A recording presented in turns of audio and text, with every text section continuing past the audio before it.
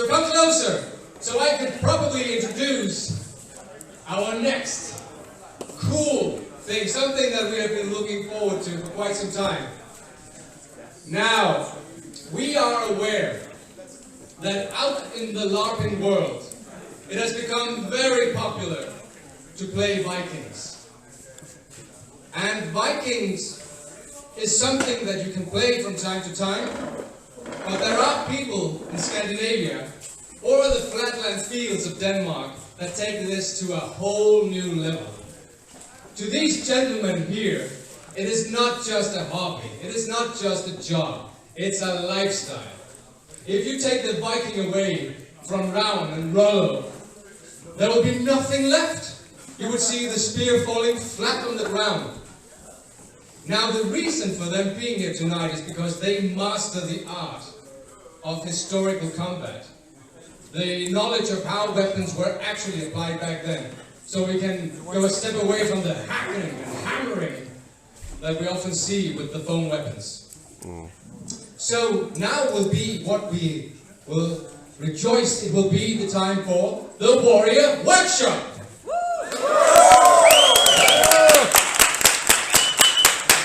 Now we realize that there are many larpers out there who do not deem themselves to be warriors. I consider myself as a very bad warrior.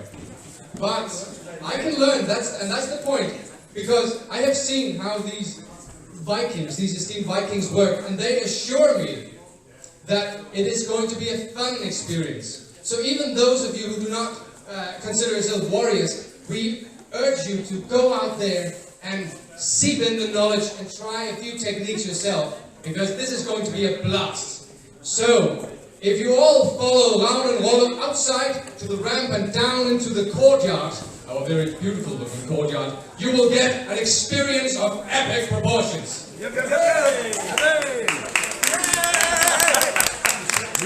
Join and you will survive. I promise.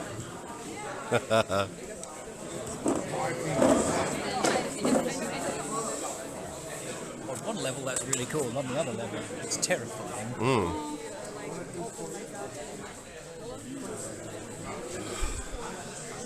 I think I may have told you this yesterday, I'll tell you again on the street. My real soul is Norse in origin. Yeah, you said. Which means that it's like looking at my ancestors. Which, when you look at me, I'm the least Viking person on the planet. Oh, wow.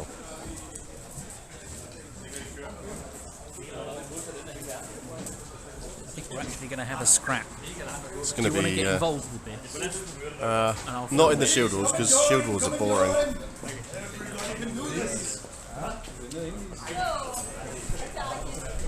Fuck it, let's have a scrap. Go on.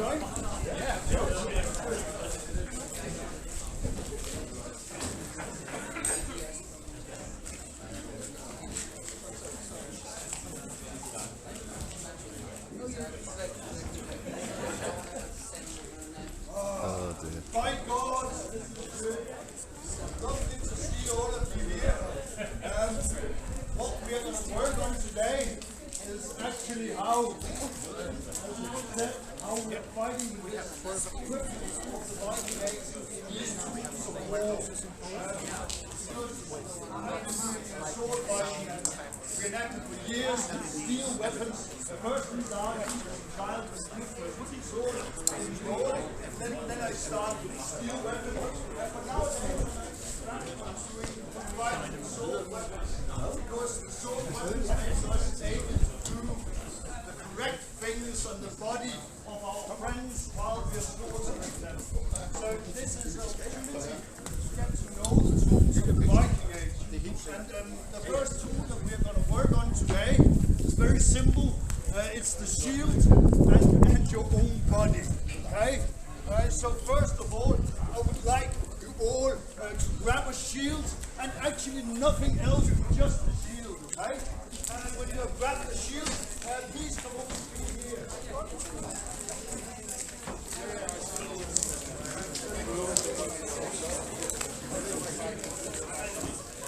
And when you are here, just bundle together here. Yes.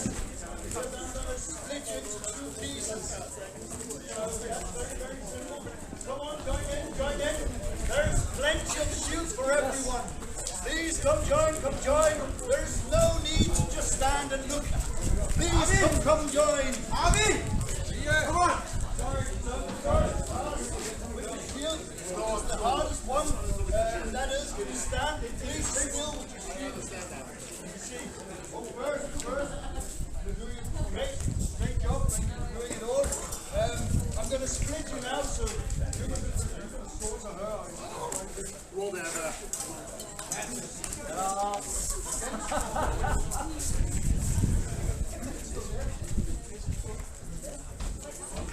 Guys! Borrow cigar, come down here, grab a shield, and be in this game. Come on! It's safe, you're not going to get hurt, I promise you. We will not kick your ass. Kick your ass.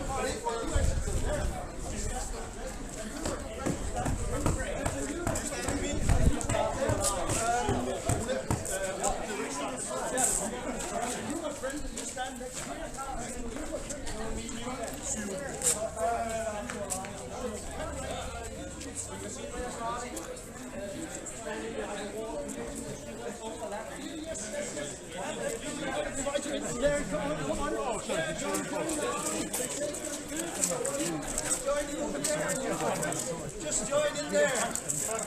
I need to have a count on you. You people are big Patrick! Quick, give us a sword. No, you cannot have a shield. Sorry, not a sword. Only the shield? Not a spear. I can defend myself.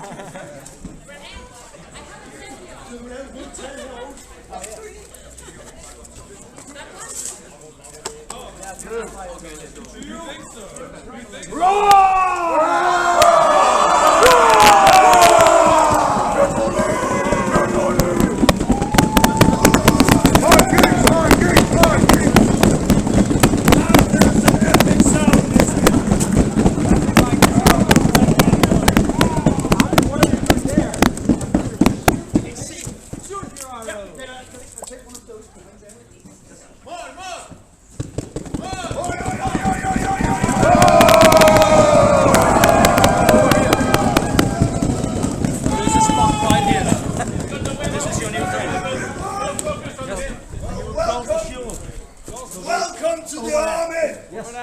This is the great heathen army. But right now, as you stand here, you stand quite weak. What I need you to do now is I need you to squeeze together as tight as you can do. And you need to squeeze towards the center of your own line. That is good. And one thing, hello. Yes. Look at this, look at this. Yes. I can see we have proper warriors between, because the thing I was going to tell you now is, if I stand like this, beautiful as I am, yes, I'm quite weak, because if Rollo comes and push me now, I will fall. So what I need to do instead is I need to bring my one leg behind the other. Yes. And then come on. Yeah. Then he can push and push all at once. And I can see a lot of you are already doing this. And that is quite good, because that means that you are prepared for the enemy army to start pushing on to your shield wall. Isn't that correct? Yeah! Okay. So in a short moment of time, I will ask you all in one line to walk towards the enemy line. Put your shield against the enemy shield, and then you start pushing.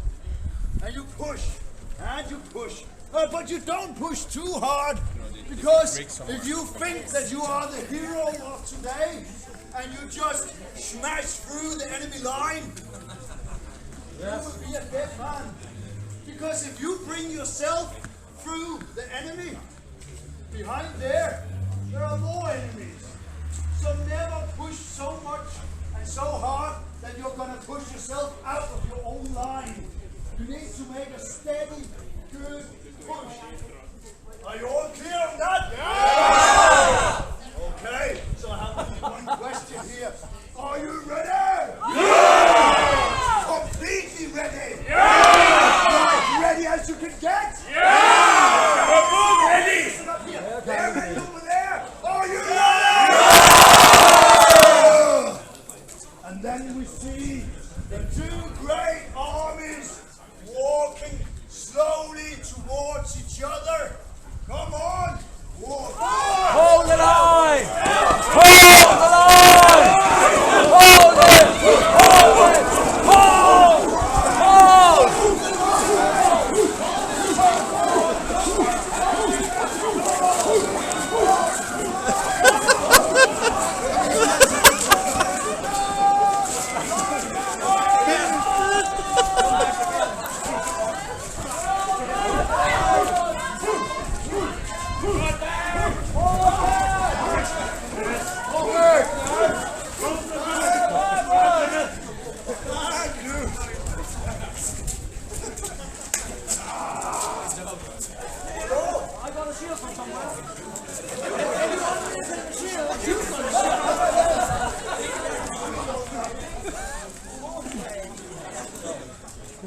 Can you take the shields? Yes. First of all, you did a great job. Hey, you did a great job. I saw something. I saw the line down here kind of like got splitted and torn apart. That's the thinless wolf inside of you that beats too hard. We need to always be calm when we're in the fight. I'm just going to show you something. When you're walking into the shield wall, try to put your opposite hand on your shield for now, before you get weapons to it. And when you're pushing in here, right now I saw a lot of you pushing and pushing and pushing and pushing. Your friends are not up here. You need to keep your shield down where it protects your face and the bodies next to you. To try, when you feel like your shield is getting lifted away from you, pull it down, okay? Yes. Yes? Are we ready to try once more? Yeah! No. Are you ready? Yeah! That's better. Are you ready? Yeah! Olo, are you ready? I'm ready.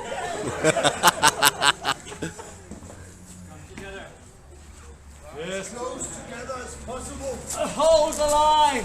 Make the wall thick. Hard. That is nice. Get as much closer to each other as possible. Squeeze. That gave a lot of space over here. That is good. So, now we see the two great heathen armies walking slowly and gently towards each other. Wanting to kiss each other. Yes, with a smile on your lips.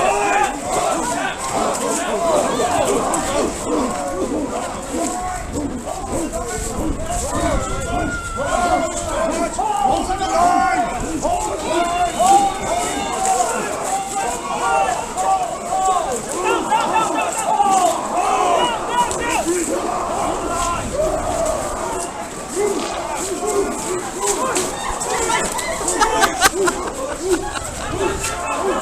Oh, wow.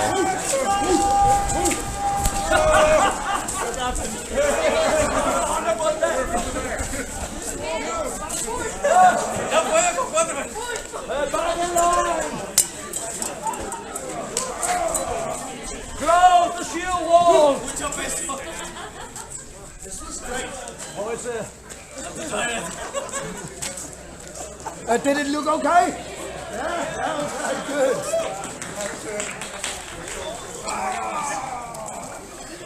Do you think that you are now ready to get weapons into your hands? Yes. Ready to get weapons? Please, sir. That is such a good thing. I will give you weapons in your hand, but before I will show you a bit about the weapons. I can see there's already one that brought a good sword there. That is good. That is good. Oh, you have swords there? First of all, I have one enemy. One true enemy. The most of you know this guy because it's a man that walks around and telling wrongs about how the Vikings were fighting back then. He goes by the name of Hollywood. Have you heard about him? yes. Yes. He's saying, if you're a proper man that carries a sword, when you go into the war, you take your sword, you lift it up high, and then you yell something stupid like, for the king and the country. And then you run towards your enemy, swinging your sword completely. Hello. Yes, And then you die. and then you die. In every death. I died free! No, actually that's not how you use a sword. No, because the sword is actually a weapon. is the only weapon that we all nowadays can actually know exactly how we use it. Yes. Because every one of you, I believe, have a kitchen at home. And in this kitchen, you have a kitchen knife, a good, proper, sharp knife. Isn't that true?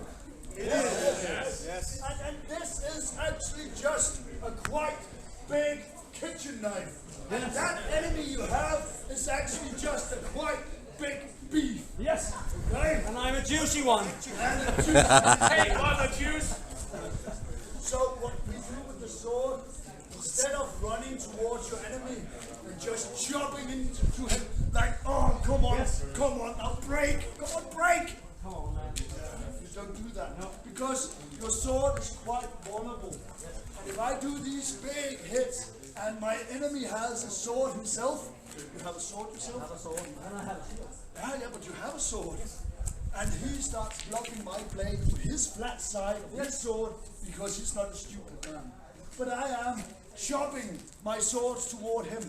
This will actually break my sword. And the sword during the Viking Age is a quite expensive tool of war. So I don't want to do that. So what I want to do instead is I want to show him the tip of my blade because now he can't see the distance where I'm at. And next thing I want to do is I want to use it as it is a kitchen knife. So I want to put it to him and pull it through him so that he can bleed out as, you see, all of this blood. So when you get the sword in your hand, you put it towards your enemy and then you cut it. Yes. Okay? Very, very simple. Yes. Thank you for being so nice and gentle. Oh, you're welcome, my good friend.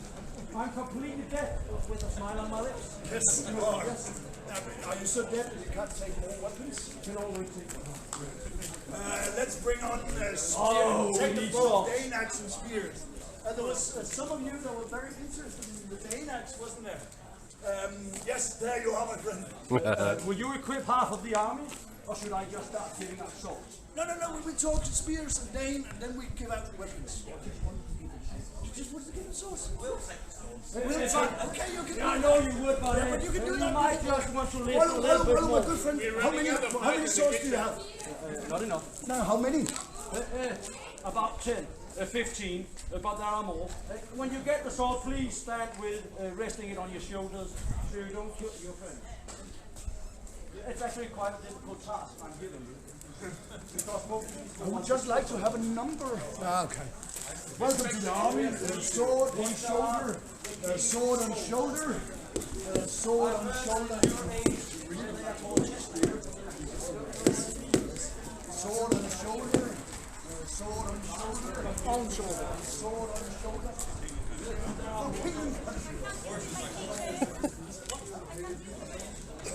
Very nice.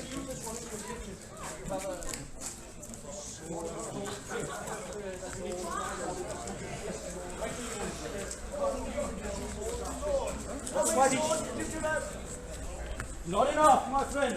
Yeah, but you're not giving to them all. Oh, you want to put the... Oh! I haven't! Sweet friend, that was what I was talking about. Yes. But they haven't sold yet. They don't have sold. I'm not good. Can you make a count there? I can try.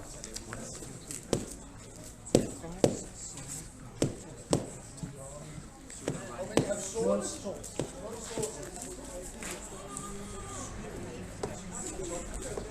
Yes. Good. You're putting me. But I've been putting every weapon on them now. Oh, you're taking chances, my friend. Yes.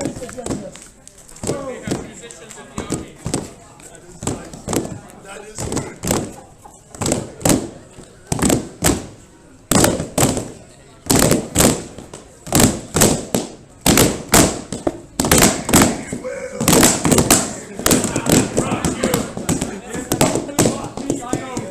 Okay, let me just talk about two more weapons that you're going to fight with this session. The next weapon is the spear. This is the most common weapon of the Viking age. Most men was carrying this weapon into the fight, not the sword. And the way that we're using the spears is by two hands, and then we thrust towards our enemy. These spears are made so we can actually thrust with them, not just hit with them. Actually, please don't hit with them. If it was a correct spear made out of wood, you would actually break it in this one. So please just thrust everywhere you want to. Yeah. And remember, do it soft and kind, so it really makes it nice to lie. Yes. Okay. Thank you. That's the spear. The next great weapon is the Dane axe. The reason this broad axe is being called, the reason this axe is called a Dane axe is because us Danes, the men and women from Denmark, traveled out Europe and they brought these big battle axes with them out to the battlefield. And that's why it's called a Dane axe. The way you use it is actually quite simple. You just lift it up high, okay, like this. And from here, you chop down towards your enemy. But right now we're doing it soft and kind, so that Rollo's head can split into two pieces. And all his brain and all his force can run out on the floor. Yes, but him with a big smile on his lips still. Have a good one there. With the spear and with the Dane axes, you don't have a shield in front of you. So that means that you need, when you get it into your hand, to get behind your shield wall. Understood?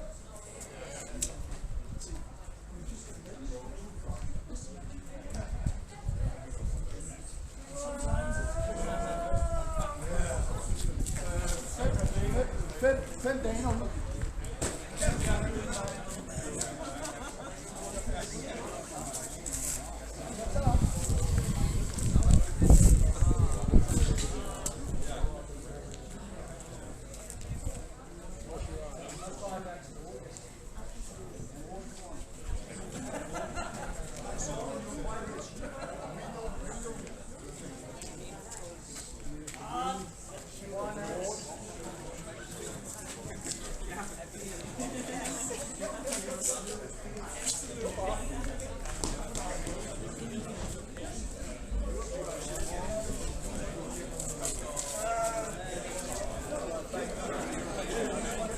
How many spears, my friend?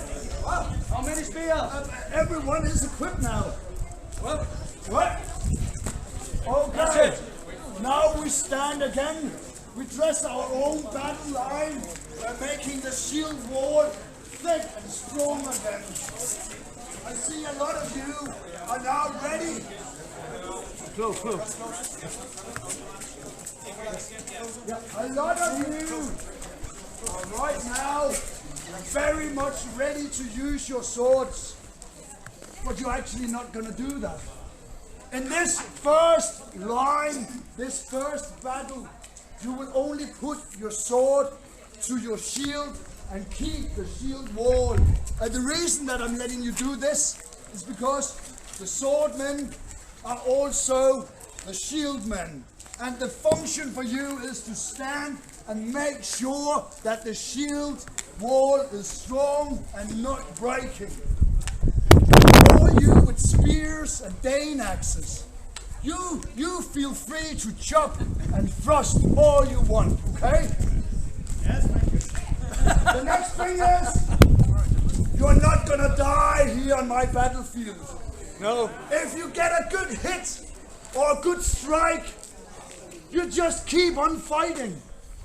But if you get a good strike again at the same spot, you're actually doing something wrong.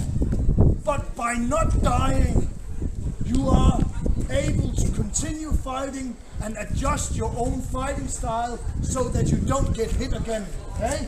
So keep on fighting, keep on fighting. One good advice, if you get hit in the face, you might just want to put your head down behind the shield. That's a good idea. Yes. So, are you ready here? Yeah! Completely ready? Yeah! That's good there. Ready there? Are you ready here? Yeah! Really ready? Yeah!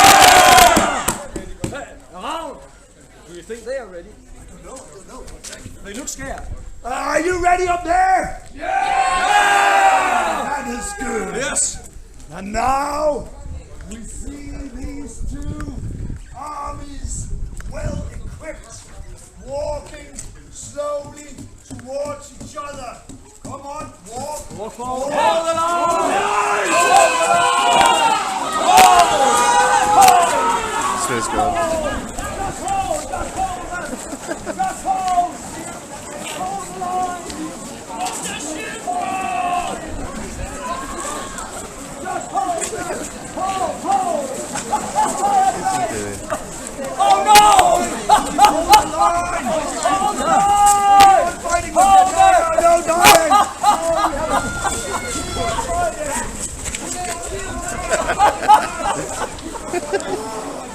Let's do it, please. I will protect you in death. Forward, back.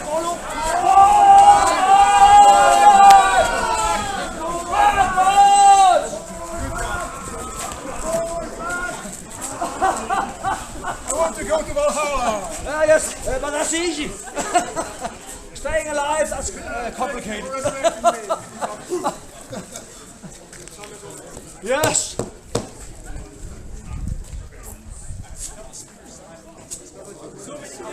Okay. And may I ask you one thing? How many of you got a hit to your face? Too many. Excellent. And you're still alive? Yes. Okay, you got one. I saw it because you went completely down. That is so good. We reform. Okay? Reform. Reform.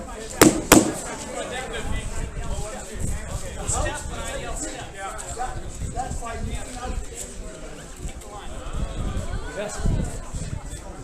Yeah, we're moving slowly. We have one question here. We had one having a question. He was asking how to protect my feet while fighting. That's quite simple. You actually just get your shield out here, so you end up standing like this and fight. Okay? But the next thing regarding protecting your feet is actually the spears that goes along with the feet. They are not in war, they're not going so much into the feet. They really want to close your enemy down, so they want to hit you here. So they're trying to get you down like this, instead of just biting your feet. We all know how it is when a dog gets hurt, it just starts biting harder. And that's the same with us humans. If we just get hurt, we'll fight harder. So please try to hit them there, stab them there, thrust them there, chop them there, where they will die of it, okay? So, are you ready for once more? Yeah! And this time we use the swords too. Oh! I know a lot of you use the swords already. Remember, keep the shield wall. Keep the shield wall. Are you in the wall? I'm just laying out here. Okay, but that's nice.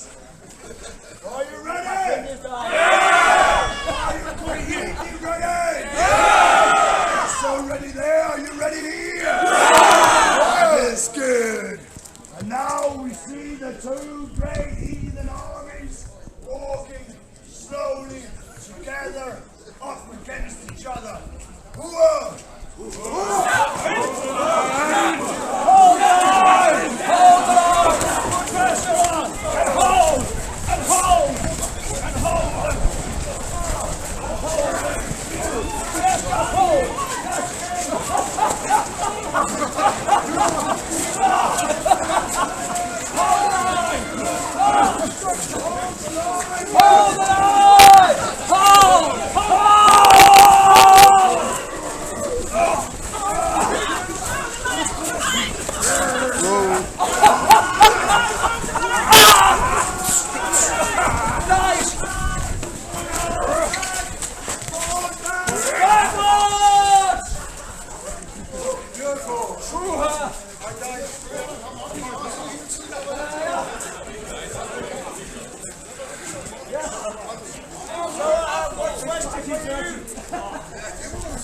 Are you all having fun? Yeah! Are you also having fun here? Yeah! Are you all feeling safe? Are you all feeling safe here? We'll take it once more. We'll take it once more. But this time, you will adjust your own fighting. That means that if you feel like you're breaking apart your line, you call it back, reform, and go forward again, okay? You can choose a commander, or you can choose all to be good free men, and you can just yell it yourself. When you feel like you're breaking apart, try to fall back, reform, and walk into the fight. We then have 10 seconds to someone to take charge. Your turn. Yeah. Or are you free people? They can never take out freedom! No, that's not Vikings. Are you ready for the balls there? This time we'll get a lot of people. Close the line! Close the line! Hold the shield! Hold the line!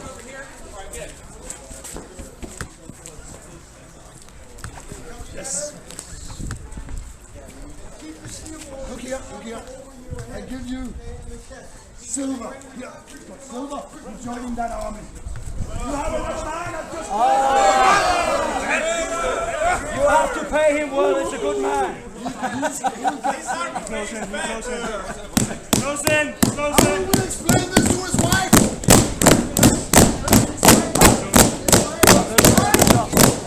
Yeah.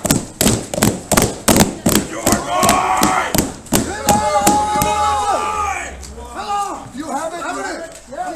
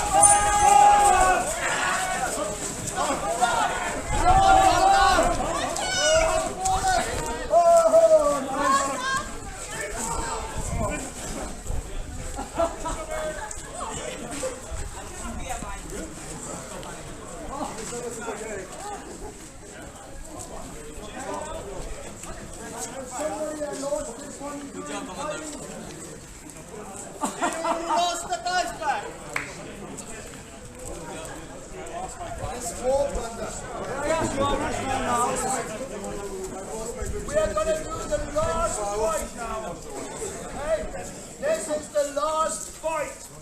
I can feel that there is a lot of you that are not considering yourselves bone deaf. It means that there is a lot of brave people among you. I would like you to try to consider this as the fight of your life. Okay? Yes. When we are playing these kind of games with sharp weapons, that's a very good drill. This kind of yes. Because then we suddenly get aware of everything. Okay? And I would like you to try that now. And I would like to say to the spear and the Dane people, get behind your shield wall. You don't know what equipment your enemy has.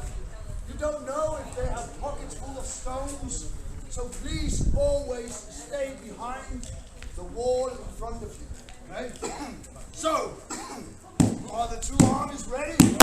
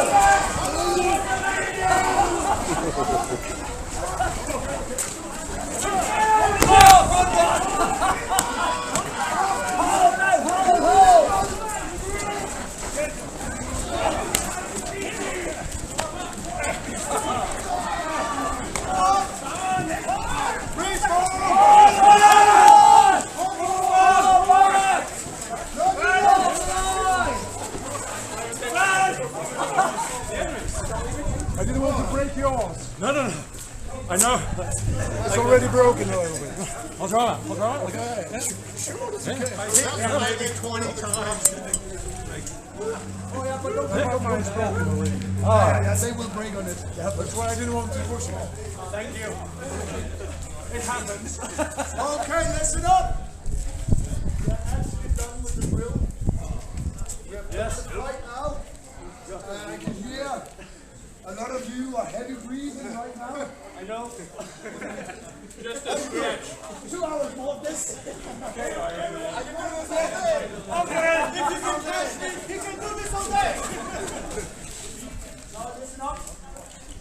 Normally when I do this, Wallo and I do this, we are doing it with a different audience. But the ones that are doing this normally with us are on the museums, and there's families coming in and joining on us in this fight. And this is the first time we have experienced doing this with people who are used to playing with sword weapons. And may I say thank you to all of you. It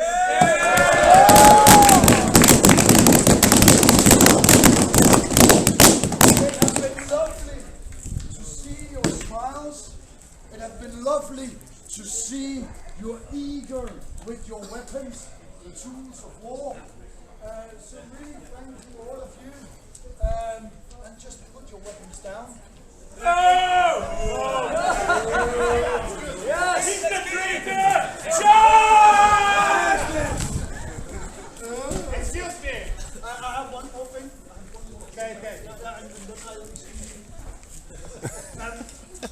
In a bit, we're going to have a talk regarding what it is I do normally for a living. This is my living. And questions regarding how I do this with kids and all this, because all of you right now have been fighting without any rules. And that I would like to talk to you about. But that's going to be inside with a good cup of coffee, okay? So, thank you. That's one thing. Who wants to make a duel?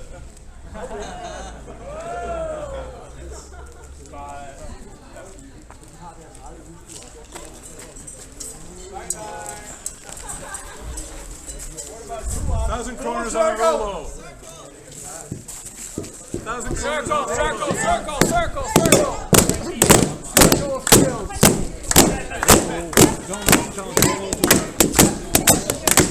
How?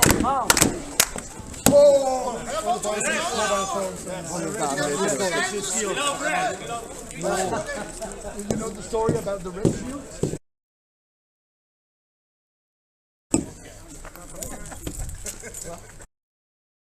So, that was loud. So if you're in the open and 6 people just go, Orcs and elves, humans and trolls, because please step six is closer. going to hit me. So, in a minute, we're going to have Brown and Rollo talk about larp ethics. But before that, I just want to say a few things. We have made an amazing spell book, a tool that sits on that barrel of rum. If you during this evening have the time and feel like it, please sign it, say a few words or not, do a drawing, whatever comes to you, please put it in there so we have a tone and a night to remember. That's the first thing. The second thing is, on the backside of your rules for the Epic Roll Dice game, you have a voting note. So if any of you, it's not mandatory, but if any of you want to vote on some of those amazing costumes that you see around here, then you can put the number of your vote of the person that you're voting for on that note and throw it in the big humongous horn that sits by the bar. Just walk up to the person and ask for the number. You can write that on there and then put it in the book. So, with that said, I will leave the scene to Mick to introduce the next thing we're going to talk about. So, take it away, Mick. Thank you, thank you. And I will make this very short because it seems to be quite a change. So, right now, we're in the delights of de-arousing ourselves after the hectic yet very coordinated battle, sometimes, that we saw outside. So now we have the opportunity to wrap our minds a bit around what happened, what are the opportunities and what are the pitfalls. But before I indulge in a lot of words, I will just say that I will be acting as the microphone runner if needed be. So without further ado, I will leave the stage for Ram and Wallo. Thank you. First of all, Put something into chat for me. You tell them that if they have questions for them, then we'll try. You're actually an example of what I've been doing for years now. You are participating in a fight, a brutal fight, where we have skipped all the rules. I'm not so keen on rules because rules make us kind of like robotic. Because as long as we obey the rule, we can switch our mind off. And Rollo and I, we have been trying this for some years now. How can we actually rule out any rules of fighting? Because we noticed when we started, Rollo and I have been working together at Land of Legends for years, doing this soft weapon fights. What we realized was when we had a little kid, and that little kid, when we had the rules, you were not allowed to hit the face. You were not allowed to hit the head. When we then had a little kid getting a hit to his face or his head, not without it was not hurting him, not at all. But he would every time burst into tears. And the reason for him to burst into tears was because somebody had done something against the rules on this person. And that was why he started crying. Not because he was getting hurt at any point. And then Rollo and I, we were thinking, well, what's going to happen if we just take off that rule? Let's say to the kids, you are allowed to hit in the face. Yes, do it good, do it proper. Never hurt anybody. Do it soft, do it kind to each other. And then we noticed that suddenly, when this little kid got a good strike to his head, that if it had been a sharp weapon, it would have opened his face completely up. This little kid was now like, oh yeah! My face was just like, blood everywhere. So now suddenly this little kid was enjoying the full potential of fighting. Instead of constantly cleaning himself onto rules. And this is actually what you have been experienced today. Because I heard a lot of you got good strikes to your face, got good hits on your head. Isn't that true? I noticed some of you did. Yes. And it's kind of like very okay. So why is it that we are doing these larps or doing historical fights or museum fights, kindergarten fights? Why is it that we put in all these rules? Why is it we do that? Do any of you have an idea why is it that we always need to force these rules down upon each other? Parents and police the government. Oh, sorry, I can't hear you. Who's saying something? To police the government, to police the parents. Please the government, to please the government and the parents. And insurance. And insurance. Yes, I think it's quite right that, yes. Especially when we're talking about fighting with other parents' kids. Because then, if we are in the school and things like that, then we need to have these certain rules to hold on to so that we can keep our backs clean. But the funny thing is actually when we loosen a bit up on this, we don't have all these issues. We are experiencing before our eyes that when we are having a lot of kids coming and fighting with us, I have this talk after the fight regarding this. How was it then? Was it good? Was it nice to play without rules? And they all come back to me, yes, it was actually nice because instead of me looking at the rule, I was looking at the human I was fighting with. I was measuring my own fighting with this person I was fighting with. That means that suddenly these kids and grown-ups start to look at each other instead of looking at the rules. They are starting to feel each other. Where can I go with this? How can I go with this? But I think you're right. It is because we are all in kind of a system where there is rules upon rules. Well, maybe we also think that we need the rules to be safe. I mean, when the first couple of times that I played larping, I was introduced to rules as the first thing, and it was just like a natural thing, and I didn't question it.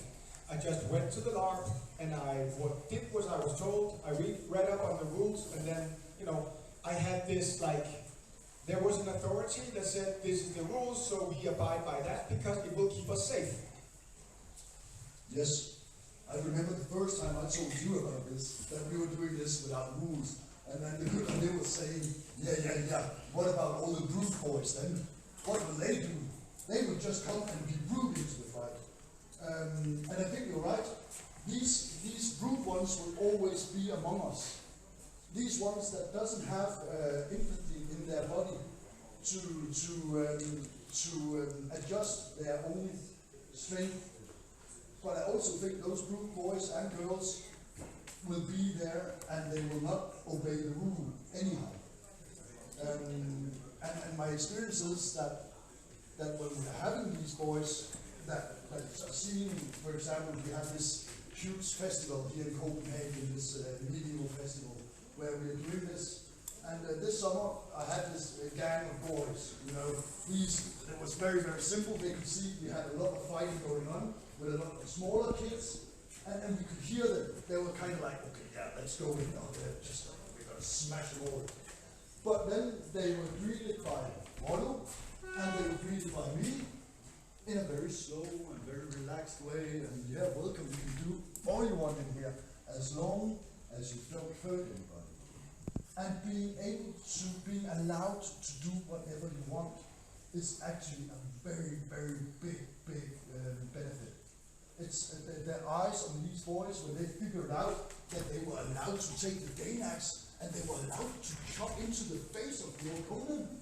They were kind of like, oh, but the only thing I need to do to be allowed to do this, the only thing I need to take care of the one that I'm fighting with. And that was actually very, very simple for these ones. It made a completely different way of fighting for these kids that believed that they went in to a brutal fight. Yes? No, but it's actually quite funny because when you don't have rules, you actually start to look at the opponents as someone you have to take care of. And now the rules won't protect anyone, but I will be able to protect those I'm fighting against. And I'm quite honest, I can expect the same from you when you are fighting me. And that's a whole new experience. And I think from your environment, you're actually quite used to it.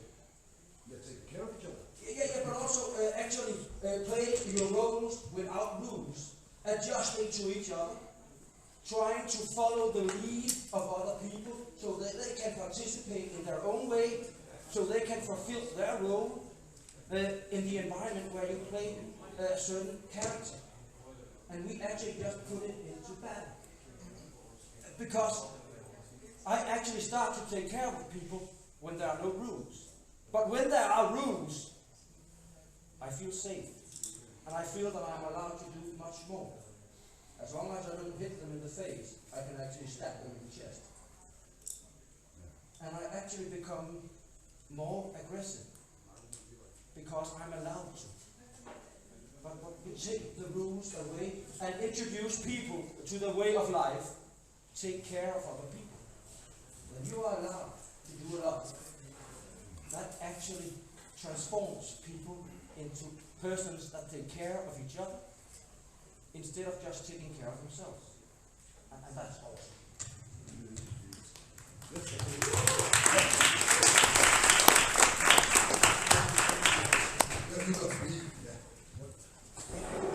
Children's larps. That's 6 to 12. Yes. And I think this can work. I don't like rules at all of not hitting. I was just because so other can Yeah. Yeah.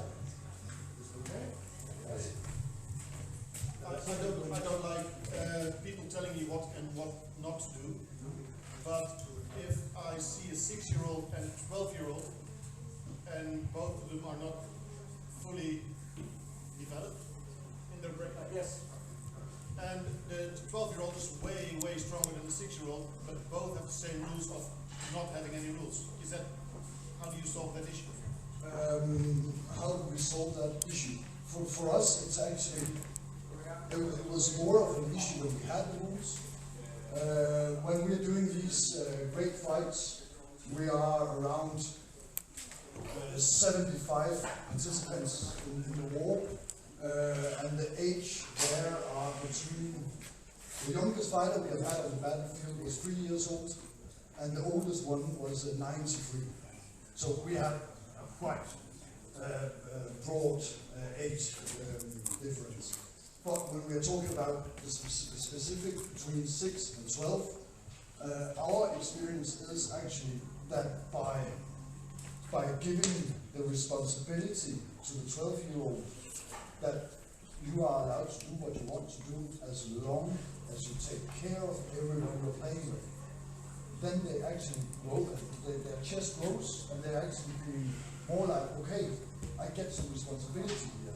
We have not seen any issues with this. But I understand the question because it has been something that has been our concern before, that what will happen when we have the youth fighting the small ones?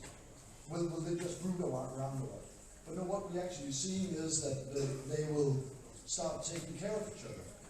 Much more than before when we had the rules in the game. I think we are all very locked in the position of thinking the rules are necessary. But they are really not. But we are just not used to breaking out of those rules. We are not used to allowing the kids to be themselves. Did it make sense? Yes, and also around. Yes. We are role models at all times, always. So we are always calm, gentle, smiling. And when we do that, that becomes the code of conduct among people. I'm just not used to have a microphone, I just raise my voice. Yes, me too. Hello, my friend. So, yes, we have that issue. And then we just address it by asking the older boy, please be gentle. Yeah, of course. And actually, it's more easy for them to adjust to the kind word and my smile, be gentle, because this one is not your enemy, this is your friend. Because if we have rules and I'm telling him you are wrong, you are not doing this right, he will actually get under pressure.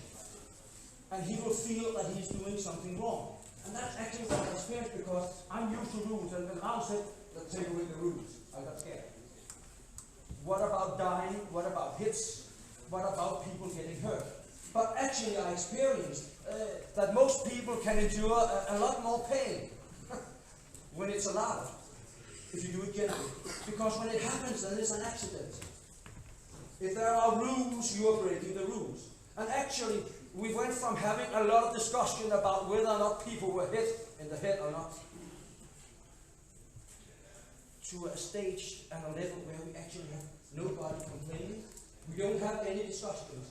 If we have somebody that get hurt and are crying, we will show them that we are taking care of them. And that, yes, you are hurt. Please, I will help you. And if you need a break, you can take it, and you're always welcome to come back. And it works. And we have had a lot of bullies. And we have a lot of people that, it's not just boys, men. Big men have rude boys inside sometimes. And they want to come out and be great warriors, even if they fight with boys that are 3 years old. But if we are role models, I actually feel that we can adjust the level of aggression or need to be something impressive. And with this job to adjust. And that's actually the experience for me, that as a schooler, as an educator, that people can learn to adjust to each other without looking at age or size. The big ones are more gentle, and they can smile and allow the little ones to use their entire body when they fight. So we actually experience that the issues of rules and the aggression and the need to discuss issues actually disappear. And that's your doing, actually. Oh, yeah, Yeah, sorry. Just want to talk a bit. Thank you very much. So, although I'm generally in favour of rules light or rules absent combat, that's my preference, I think there are two really important things that rules can do, specifically in LARP. First of all, when you have large-scale LARPs, like thousands of people attending, you will have people come from very different backgrounds. They will have different ideas of what needs to come out of the fight.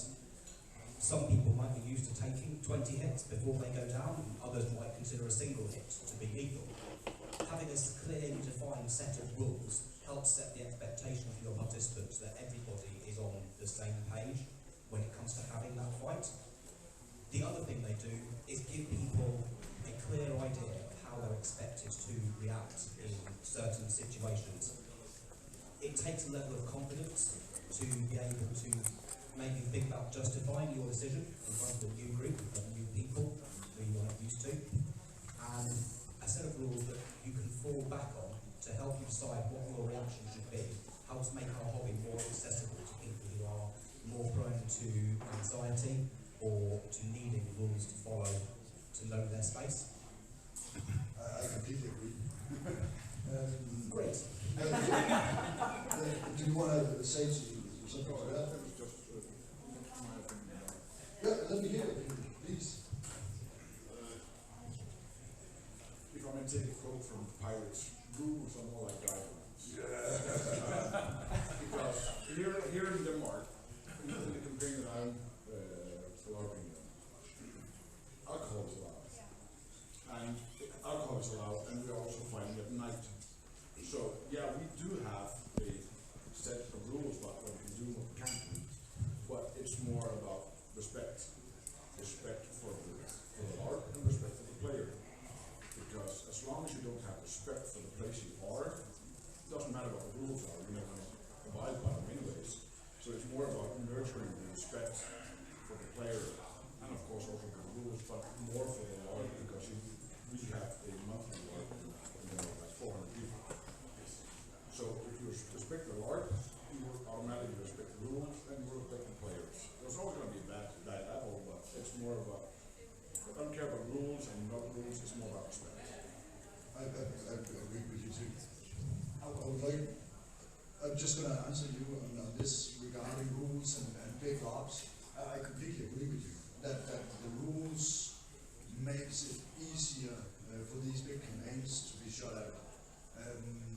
And I'm not talking about clearing all the rules away from such a great campaigns. I'm more talking about our personal perspective regarding rules, because also I believe that you have experienced at LARPs people discussing rules. Have you ever seen people debate rules? All the time. And that's the other thing regarding rules, that is that when we have the rules, we'll debate them. We will constantly look at people and see when people are not obeying the rules, and we will start pushing down on them. So what I maybe regarding the big campaigns, I think maybe we should try to loosen a bit up regarding not being so focused on keeping the rules.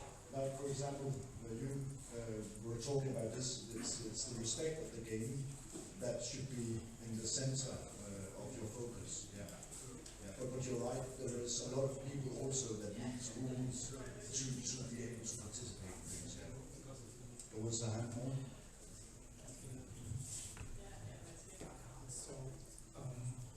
Can you speak up, Martin? Although I can agree generally to no rules or very low rules idea, I kind of think that to low scale or large scale, this is not really completely universal, and it really depends on the type of event and type of larp we are running. And so it really can depend on the audience that we are running for, and on really on the setting that we are running. I mean, you're completely right. Mostly why I want to discuss this with you is because what I see is that we are very, very keen on focusing down on rules instead of opening your eyes and seeing the person that you're standing towards. And that's regarding doing larps. What I would like people to be more keen on seeing the person in front of them instead of seeing the notebook telling the rules about the person in front of them. If I may, and I'm the boring part, coming with a suggestion, and only because time is running. And I know that there has been some people who are very keen on seeing some of the applications of the Dane axe especially. And I think, would it be possible to use just a few minutes to show, yeah, just a bit. Yes. I mean, 5 minutes, but just, it would be a shame to miss it. Yes, first of all, okay, maybe I should tell the story why I'm here. Because actually, the reason that I'm here now is because of these swords. The good Dane and I had a talk some years ago regarding making historical weapons soft. How can you do this? And this sword was the outcome of this talk. And the reason that we had this talk was because Rollo and I are working on museums, doing historical fights with the kids and with the grown-ups, and we need better equipment. Yes. But if it's the specific, the Dane axe I should talk about, it's just a boring weapon. I love the swords, but okay. Yes. This is going to be interesting. Rollo? Yes. See, now we're going to have to play, and you're going to follow my mouth, okay? Because I'm going to talk. Yeah, you can all hear me, right? Yeah. Yeah. No.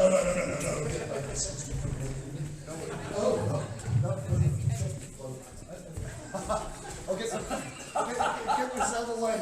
Now, the Dane axe, what we are seeing regarding talking about the broad axe, as it's also called, this, that we call it the Dane axe. It's kind of like an egoistic Danish thing to do, because it's actually just a broad axe, and it is used all over Europe.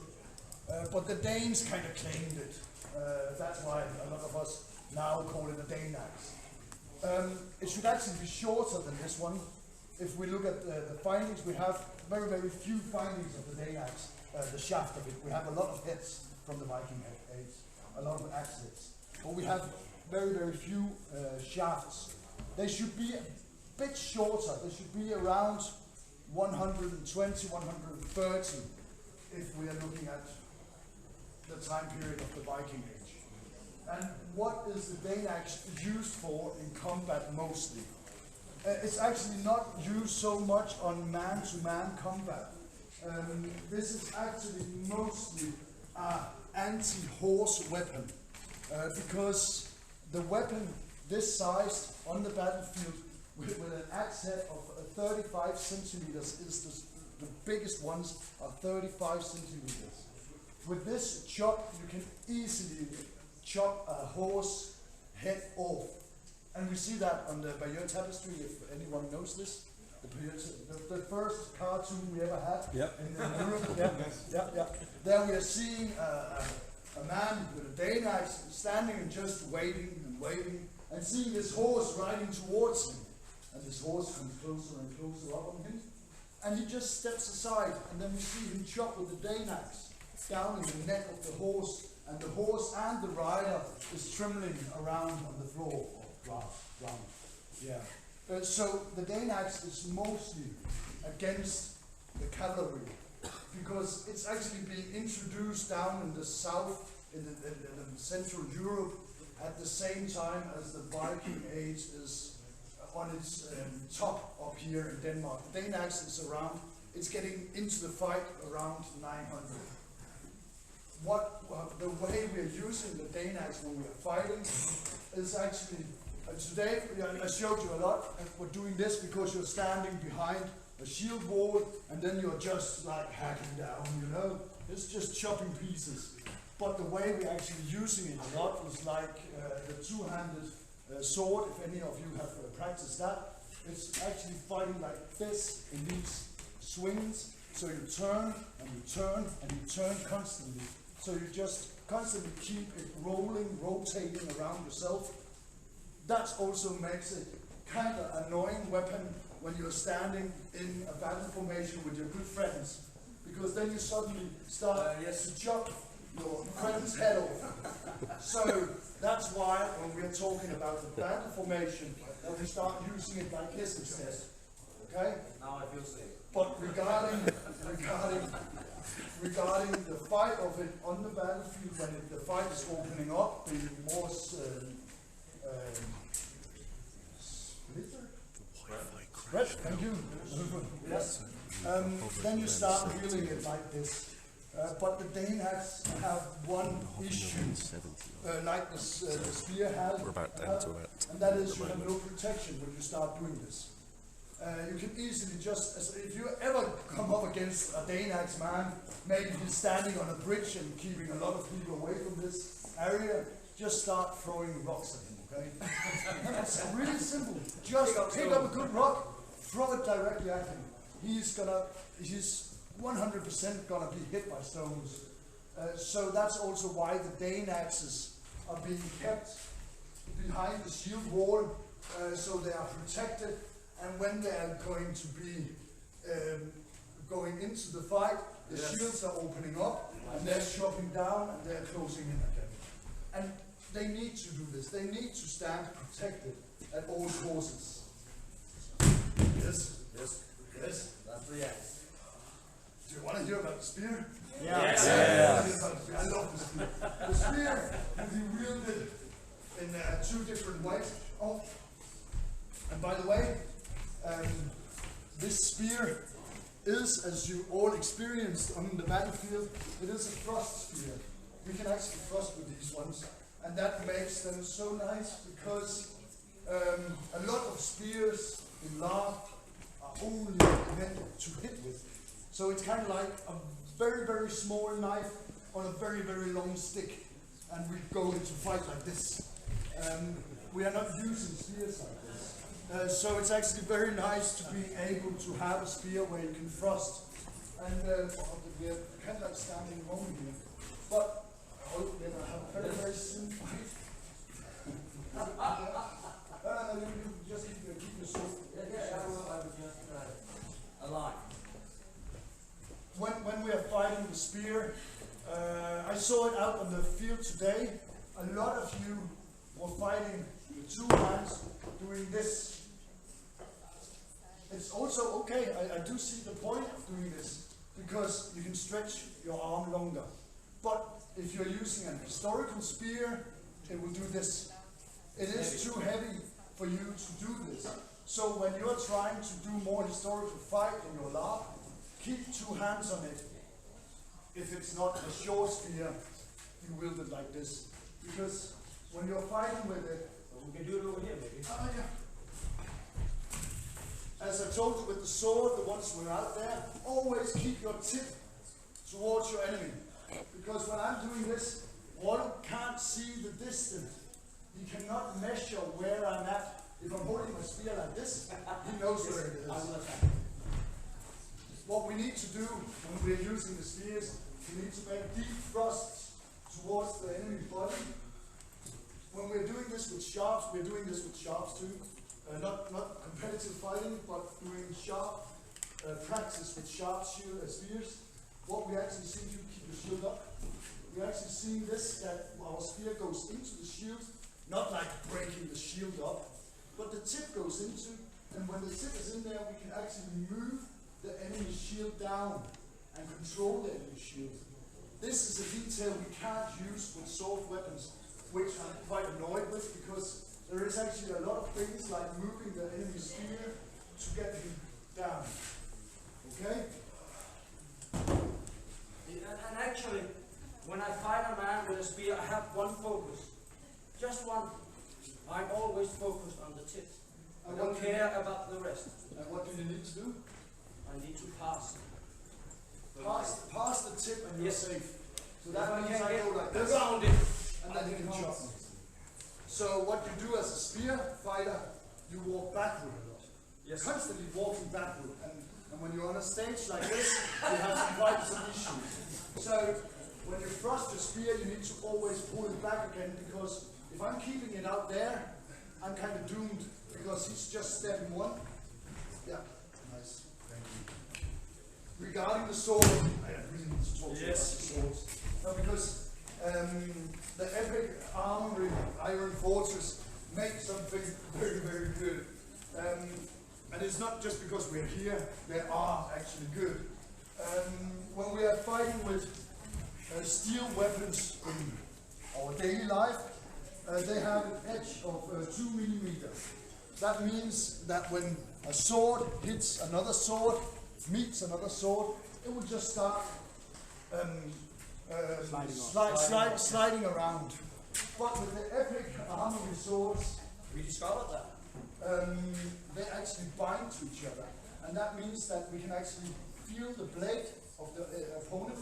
I can start moving him around, because it actually locks into each other.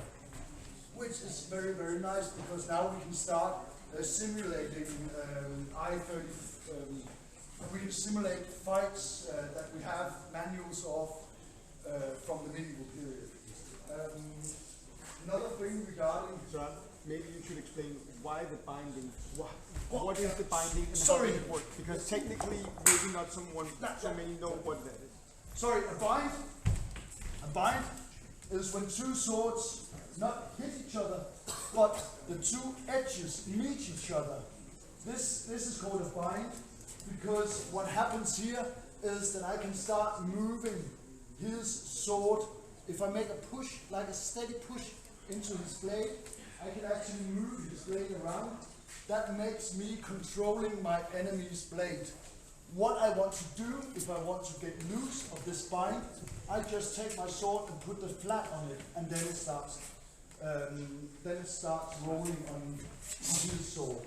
So a bind is when two edges are meeting each other. Okay? And they do that because they're sharp. They do. On sharp swords, they do that because they are sharp. It's kind of like when you take two kitchen knives and put them together, you can kind of like feel they're being glued together on the edge. And these does this, which is very, very nice. The other thing that we are experiencing with these swords is that you know, because you're larpers, you know that they are soft, so you can hit each other everywhere. But we are just so keen on that we can do this, that we are so happy that we can now do fighting with thrusts to the faces and cuts to the face and all this without being hurt. I've taken these weapons into the living history scene, and they're really loving it. In the start, it was just like, oh no, that's larp, no. But they're now like, every time I come to an event, do you have those soft weapons with you? Because they all want to play with them, because we are actually being able to do things that we were not able to do before. So that was all I wanted to say. Yes. And I have one thing about this sword. Because this sword, and I'm not trying to sell it. No, it's okay. Because this is awesome. This is a historical sword, actually, and it's third generation. The first one is at the museum in Old Lyre. It's an old sword from Osted. And in Soundland, in the Land of Legends, we have a reconstruction of the museum sword. And this is a copy of the reconstruction. This is a balanced sword that existed 1,000 years ago. And today we can make it soft and gentle. That is so nice.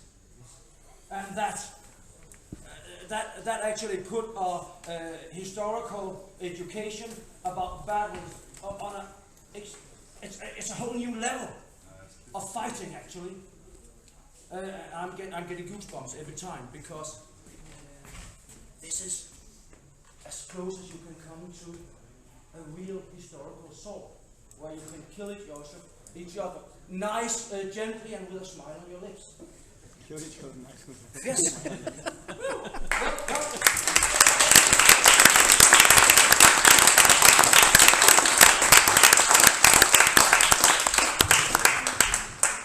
All right, thank you so much for that.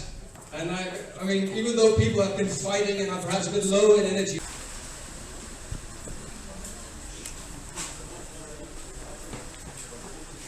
Right, I'm going to help get everything out of the brain, right?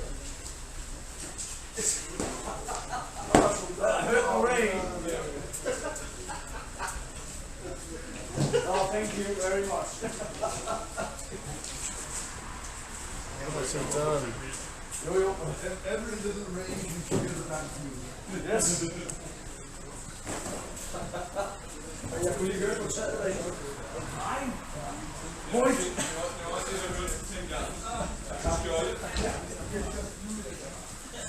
Yes. Oh, that's a bit well used.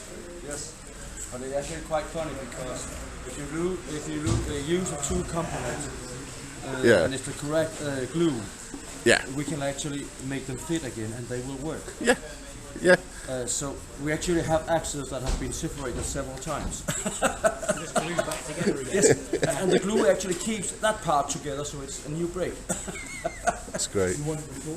So when it happens to these weapons, we are not concerned. Yeah, go for it. Go for it. They are repairable. Oh yeah. I don't know for the shields and the swords. We haven't tried that yet. I'm really impressed with the shields, because when I saw them lined up, they looked like wooden ones. Yes, and actually, if you look at these shields, this is from an English soft weaponsmith, but it's a very small company. Okay. What's the name of the one man section violence. Yeah. Oh, they're amazing. We know them. But actually, a few years ago, I was looking at Epic Armoury, because I had been looking for historical weapons in a soft context all over Europe, and it's not that easy to find usable weapons. For instance, I have not been able to find a stabbing spear that is actually soft, because some of the spears that they manufacture in Europe, they have, yes, it's true, they have thrusting tips, and they are safe for the spear. Yeah. Yes, because the point is that if you use them correctly, if you use them for stabbing, and actually Ravn was trying one of the Epic Armoury spears, and René actually trusted with it and said it works. But if you're a skilled larper that are used to fight with the normal thrusting spears, you are not thrusting. Yeah. No. You are actually twisting it quite gently, so that it will glide off the person in some degree, and then the tip will twist. But if you are a skilled reenactor, you will thrust directly into the center of the person, and then the center of the spear tip stays in form.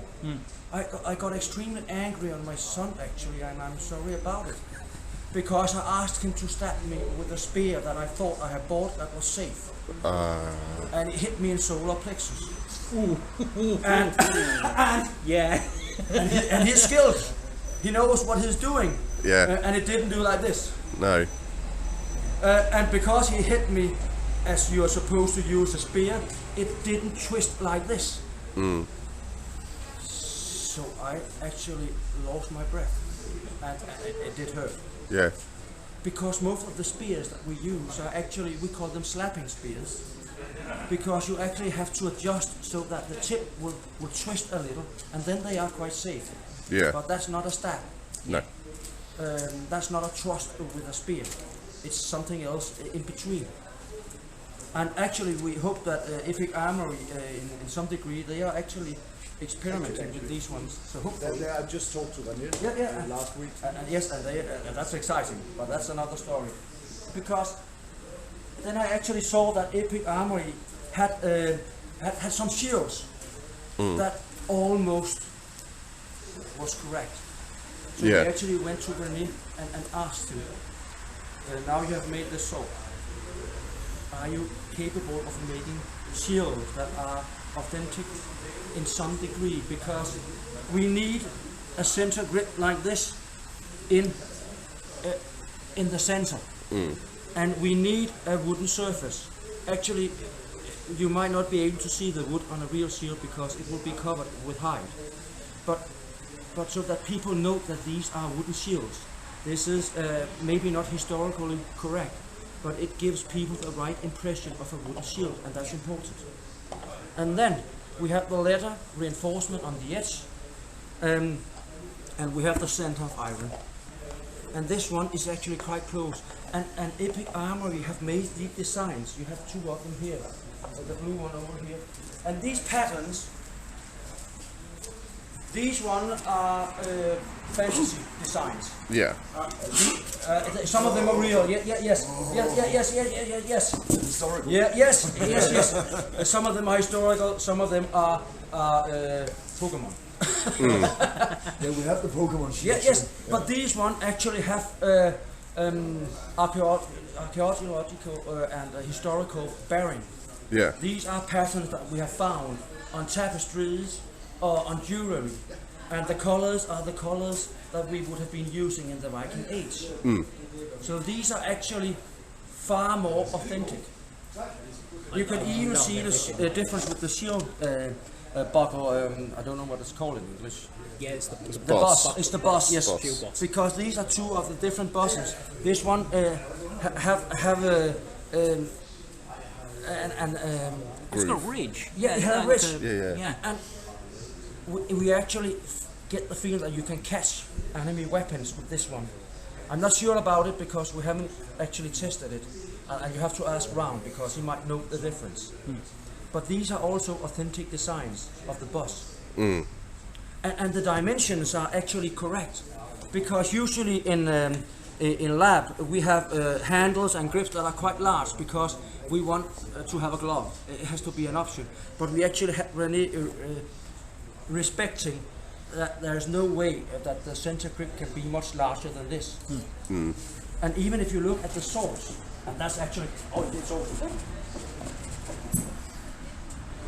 the hilt and the handle of this I sword do love these swords. is short. And when people hold it, they actually feel that they are not able to hold it in their hands. But it's because they are holding it like a weapon that you're supposed to hit with. And if you grab it like this, it will be in your palm. And then you get the flexibility with the sword. And actually, I watched that video that you did. This was the fast one, because if you want to know something about it, ask Søren. Yeah. He is extremely skilled.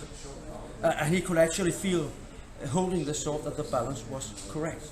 And there are so many issues, and we are so lucky that we work together with Epic Armoury, because now we can actually get designs that can be manufactured and produced in large numbers, and when we come back in a year or so, we can still get these. Because the trouble with Epic, with Saxon Violence, some of the small producers, they have very long delivery times, and when you order 2 years later, you will get something different. So you cannot be quite sure about the design.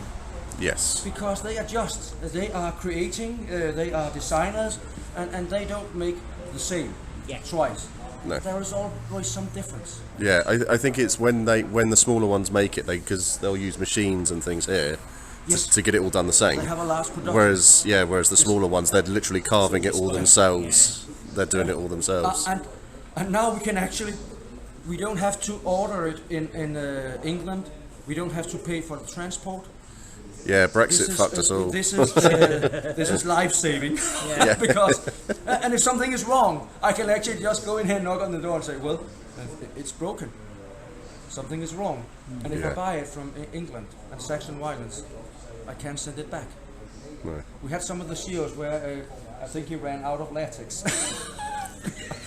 On the backside, or glue. Yeah. On the backside, it just fell off. A few of them. Shit. Wow. Yeah. Okay. But they could be repaired, so it's okay. And they are quite awesome because they are also extremely well balanced. They look so good. Yes. They really do. As I said, I thought they were actual wooden shields. Yes. Yeah. But actually, Yeah, of and this is fun. Need to change the battery. If you look No, at it's these just two shields, Cool.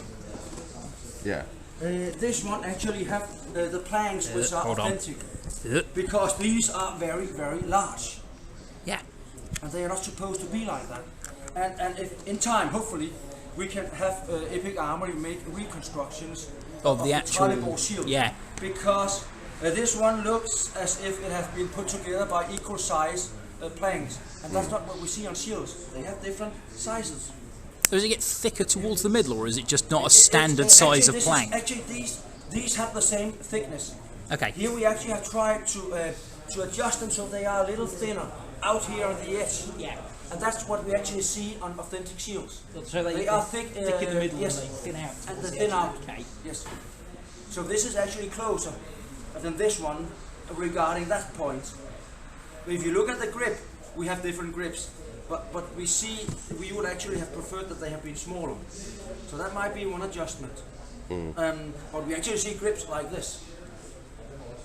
And then we actually made the shields in a size where we thought we have to use these for all kind of children. So this is the middle, in between. Most of the fighting shield in the Viking Age have it's about 80 to 90 centimeters, so they are larger than this one. Some of the shields of the Saxon Violence have that size, and some of them actually are only 75. Right. So you never know. So is it? So I suppose it's not a standard shield size, but 90 is kind of the workable. It's the one that we have archaeological Evidence for. findings about. So they are actually quite large. So if you want to reconstruct a sword, you have to be to honor the sources and the findings. And then you can adjust, because if you want small kids to be able to fight, well, downsizing is actually quite reasonable. Yeah. But actually, if you transform these sword weapons into the environment of reenactment and HEMA as a historical martial arts fighting, shield sizes starts to matter. Because when Søren is fighting with a shield like this, it's not adjusted to his body, he is adjusted to a larger shield. Yeah. So when he is fighting with these one, he doesn't feel good.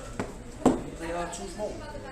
Because when he is fighting, he will always have to be able to align the tip of the sword in a special position on the inside. And when he attacks, he don't want his arm to come out in front of the shield. The shield protects the hand. Yeah. And if the shield is too short, he actually felt like this. And he got annoyed. And he couldn't explain why, so we had to practice. And then he realized that when he was attacking, the shield was missing about 5 inches. Yeah. Because when he was fighting, that's how skilled his body is. He actually had to adjust and twist his arm and his elbow, and the body wasn't keen on that. Yeah. It was uncomfortable because he wanted to keep his hand safe. Yeah. And then we have another issue with some of the shields, and that's the balance points of the hand. And we're talking about 5 millimeters, maybe even less. If the grip is centered too far out, it feels wrong. Yeah. If it's put just a little bit too far on the inside, you can actually twist your hand when you're holding it. So I'm not able to hold it in a position where I can fight with it. So we're talking about 5 millimeters max, and that's for me. That's why a round is so special. Yeah. So a round, he can feel it. Yeah. And I'm impressed every time, and I get these goosebumps because getting this feeling of how things are put together and how they are adjusted to each other, that's extreme. Yeah. And learning about that is for me, it's life. So I made the jump from, I did the same thing that you guys did in that I came from steel weapon fighting into larp. Yes. And I love it on this side of the fence. Yes. Because I can do all the stuff that I can't do with a steel sword. And actually, this is what is so beautiful, and Ravn is, and that's because it's Søren Ravn, he's speaking about it. This is including everybody. Children, adults, unexperienced, people that just want to have fun. And actually it also allows people to learn a lot faster. Yeah. I'm capable of using this sword much more controlled, aggressively, with speed, without being afraid of injuring or hurting people.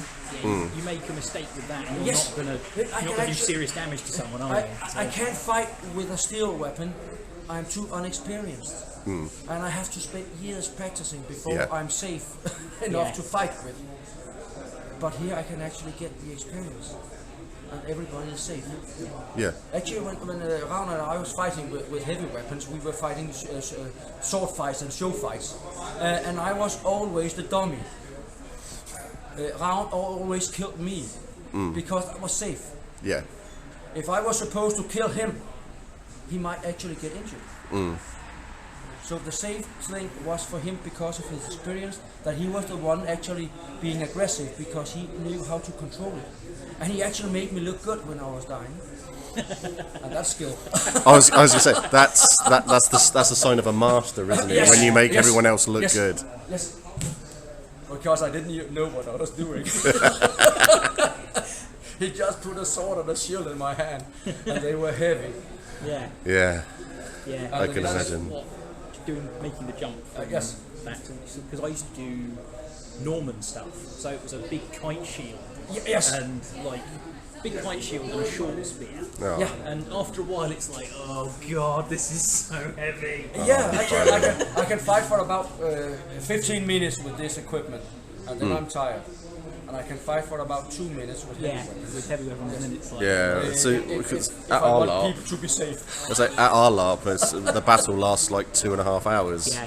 Yes. And I love it. I mean, I don't look like it, but I mean, I'm wearing steel plate and everything. I'm running around like a lunatic. And then when you get back to camp, it's just like, well, I'm dead. Yeah. I'm not doing anything for the next 3 hours. Just going to Yeah, someone roll me onto my side, please. Things like that. Yeah, that's all part of being a part of the reenactment of the historical environment. It's actually quite nice because in the Viking age there were not that many heavy armored people. No. People were fighting in their clothes. Yes. And I love it. I don't know if you have found this, but I have certainly found that I do more living history and I learn more about the periods that I was reenacting through LARP. Because at living history shows, I'm focused on kind of talking to the public and educating them about things, and I'm so tired at the end of the day that I don't do anything for myself. No. Whereas LARP, I'm in that, I'm living it, I'm actually living the period, as close as I can get to it. Yes. I learned so much more about the experimental archaeology side is actually easier, because I haven't got to worry about turning to someone and going, oh, this is this and this is how this works. I could just live it and do it. Yes. So you can actually stay in your role much more than you can when you have to educate or teach people something about history. Yeah. And I also think that's part of the lab environment. And if you look at the great labs around Europe, in Germany especially, I've seen some of them on YouTube, and I love it. Yeah, Drakenfest, Conquest, And the skill of the craftsmen producing this equipment. It's insane. It's awesome. And that's something we forget in the historical environment and in reenactment, because we are always telling people that you have to dress correctly. Yeah. That you have to make your own clothes, they have to be in wool. But we could learn something from respecting cosplay and lab, because they actually interact in much more ways. Yeah. But we are focused on because we have to. Yeah. We have a restricted area if we want to be educational. So we have to respect history, archaeological findings, and the sources. Yeah. And that's the balance. This is why It took Round and me, it took us 5 years in Land of Legends to be allowed to introduce soft weapons. And we did it actually using the backdoor.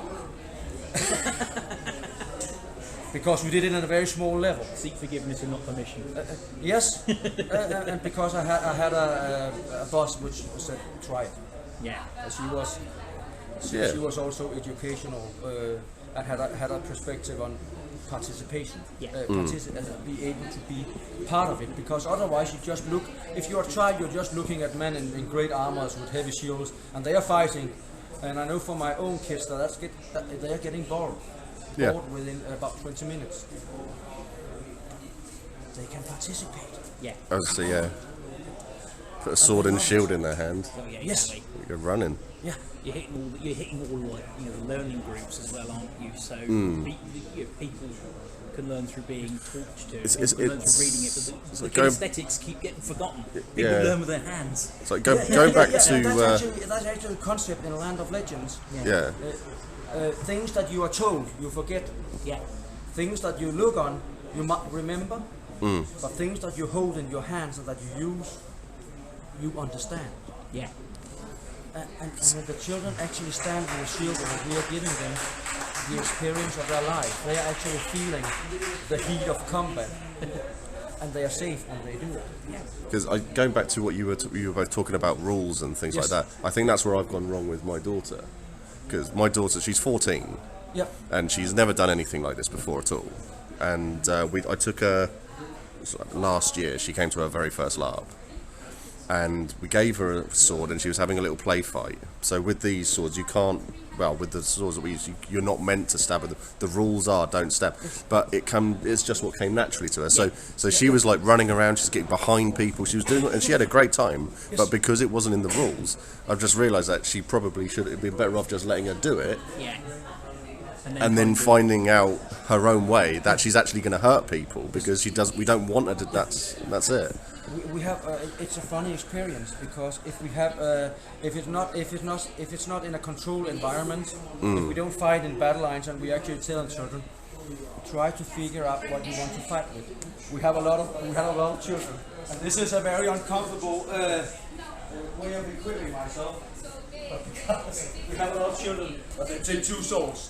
Yeah. And then it's that sounds familiar. Yeah. Yes. And then they realize that they are fighting children that are experienced, or one of the adults. And we also fight with a shield. After 2 battles, they drop one of the swords and pick up a shield. And you don't have to tell them. Yeah. We ask yourself, you're welcome to take 2 swords. Try to fight me or one of the others with a shield. See what happens. And they adjust quite easily and quite fast. Yeah, I can imagine. They like to be standing wielding things around. Yeah. And probably we did that, but we did it when we got bored and when we were practicing, because then you actually get flexibility and skills. Yeah. But we also, and that's, I'm always amazed, and I'm not that skilled, but we have people that are actually juggling with their spears.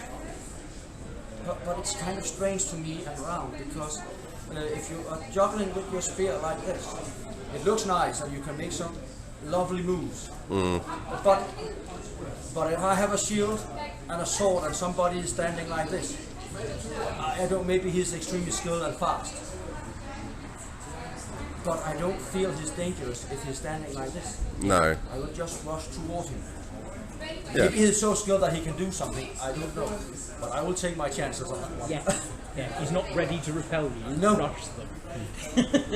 So we actually have old description that the tip of a spear, the tip of a sword, is a snake ready to strike your face. Yeah. So I have always this position, because you're welcome to rush towards me. You will do the job yourself. Yeah. And you can measure the distance. If I'm standing like this, I have a death risk. Yeah. It will take me about 1 second to get my weapon in position. You can see it all the way. And actually, I am showing you one of my vulnerable spots, my armpit.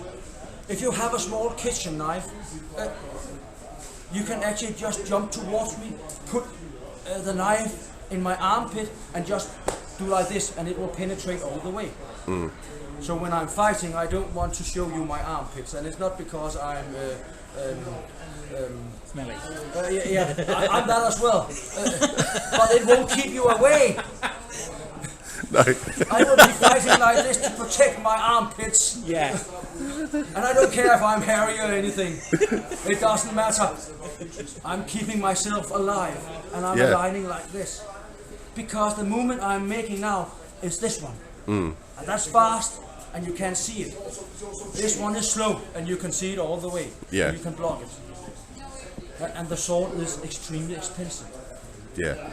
If I hit people with it, they won't crack that much. If I hit a shield or another iron weapon, it will get cracks. And I don't want that. No. It becomes useless. Not that useless, but the swords are so expensive, and they might be inherited from one generation to the next one.